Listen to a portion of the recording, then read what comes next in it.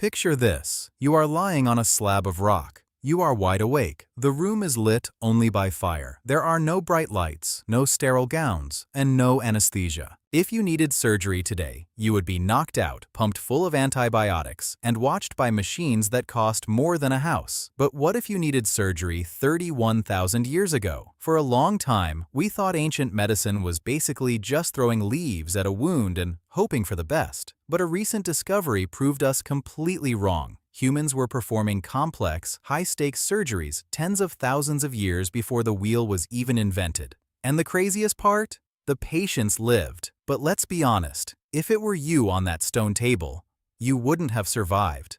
Here is the terrifying physiology of the world's first surgery. In 2020, archaeologists were digging in a remote cave in Borneo when they found a skeleton. It belonged to a young adult who lived roughly 31,000 years ago. But when they looked at the bones, something was missing. The lower third of their left leg was gone. Now, you might be thinking, maybe an animal bit it off, or it was crushed by a rock. But animal attacks leave jagged, splintered bones. This bone was cut, cleanly, with a sharp tool. This wasn't an accident. This was a deliberate surgical amputation. And whoever performed it wasn't just hacking away. They were a Stone Age master of human anatomy. To understand how difficult this actually is, we have to look at the physiology of your leg. When you amputate a leg, you aren't just cutting through meat and bone. You are slicing directly through major blood vessels, including branches of the popliteal artery. If you cut that artery today, without modern clamps, you will bleed to death in minutes. This causes something called hemorrhagic shock. Your blood pressure plummets, your organs are starved of oxygen, and your body simply shuts down. Without tools to burn the wound shut or modern stitches, how did the ancient surgeons stop the bleeding? They likely used a combination of intense pressure, heated stones, and plant-based tourniquets. They had to work incredibly fast, while the patient was entirely conscious. Which brings us to the second reason you wouldn't survive: the pain. Without anesthesia, your nervous system goes into overdrive. Extreme pain triggers something called neurogenic shock. Your brain is flooded with agony signals, your heart rate spikes, and your blood vessels dilate wildly. Many people in history didn't die from the cutting itself. They died from the sheer trauma of the pain. But let's say you survive the blood loss, and let's say you don't go into shock. You still have to face the real killer: infection.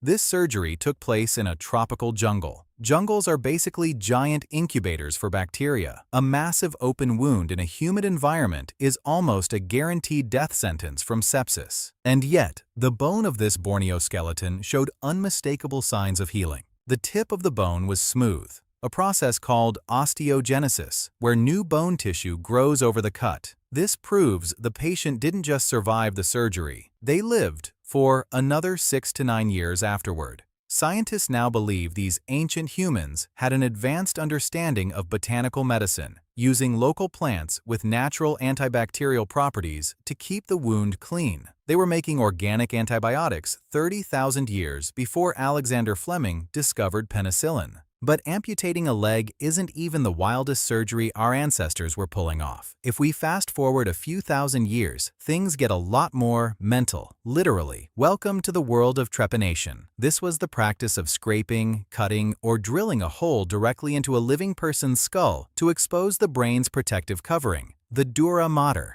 Why would anyone do this? It was believed to release whatever was causing migraines, seizures, or mental illness. But from a physiological standpoint, it actually served a real purpose: relieving intracranial pressure from head trauma. If a warrior took a hard blow to the head, the brain would swell. Drilling a hole gave the brain room to expand without crushing itself against the skull. But, again, they did this while the patient was awake. One slip of the stone drill, 1 millimeter too deep, and you puncture the brain. Best case, severe damage. Worst case, instant death. And yet, in ancient Inca sites in Peru, archaeologists have found hundreds of trepan skulls. Over 70% of them show significant bone remodeling. That means the majority of people who had their skulls scraped open with a rock survived and went back to their daily lives. So why wouldn't you survive? Because our modern bodies and minds aren't built for it anymore. We rely on sterilized environments, synthetic painkillers, and microscopic precision. The sheer grit, physiological resilience, and pain tolerance required to survive a Stone Age amputation